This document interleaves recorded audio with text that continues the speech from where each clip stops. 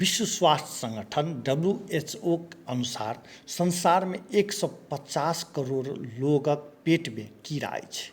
एकर मतलब पूरे संसार में 24% जनसंख्याक ई समस्या अछि।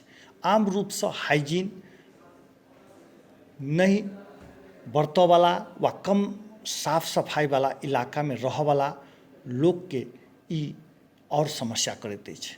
नेपाल भारत जेहन देश में ई समस्या आम अछि।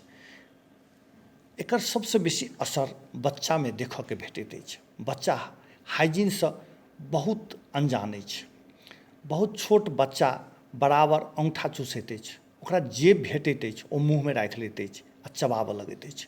ओ चौक हुए मिट्टी हुए खोखरि कऽ खा लैत अछि।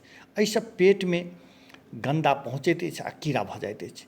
पेट में रहल कीड़ा हमरा सभक भोजन के चाटि लैत अछि। शरीर से पोषक तत्व अवशोषित कऽ लैत अछि। एहिसँ पेट में कीड़ा भेला पर शरीर में न्यूट्रिशनक कमी भऽ जाइत अछि। एहिसँ एनीमिया भऽ सकैत अछि, वजन कम भऽ सकैत अछि, कमजोर भऽ सकैत छी, इम्यून सिस्टम कमजोर भऽ सकैत अछि आ कतेको बीमारीक जोखिम बढ़ि सकैत अछि। पेट में कीड़ा आम अछि। ई समस्या संसार में बहुत लोक के अछि। पेट में कीड़ा बच्चा आ ओहि उमेरक लोक के बेसी देखल जाइत अछि जे हाइजीन के ध्यान नहि रखैत अछि। एकर लक्षण के यदि बात कयल जाय तऽ 30% एहन अछि जाहिमे कोनो लक्षण नहि देखायल जाइत अछि।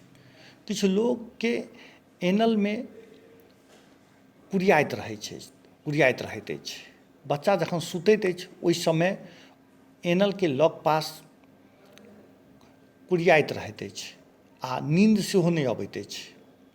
कतेक बेर अपने लक्षण बता दैत अछि। एहि दुआरे अभिभावक के गंभीरता देखाबक चाही। यदि बच्चा भोजन कम खाइत अछि, बराबर पेट में दर्द के शिकायत करैत अछि, वजन कम होइत अछि, ई सब सेहो लक्षण के रूप में देखल जा सकैत अछि। पेट में कीड़ा भेला पर डिमार्बिंग दवाई लेल जा सकैत अछि। एहिसँ वार्म्स यानी कीड़ा मरि जाइत अछि आ स्टूल के संग बाहर निकलि जाइत अछि। एहिमे मेबेंडाजोल, अल्बेंडाजोल, पिपेरेजिन जेहन डिमार्बिंग दवाई खायल जा सकैत अछि। ई दवाई बहुतो ठाम सरकार निःशुल्क बाँटैत अछि। घर में बूढ़ पुरान सब लहसुन, नारियल तेल, दालचीनी सेहो खुअबैत छथि। एहिसँ सेहो पेट में उपस्थित कीड़ा मरि जाइत अछि आ स्टूलक माध्यम से बाहर निकलि जाइत अछि।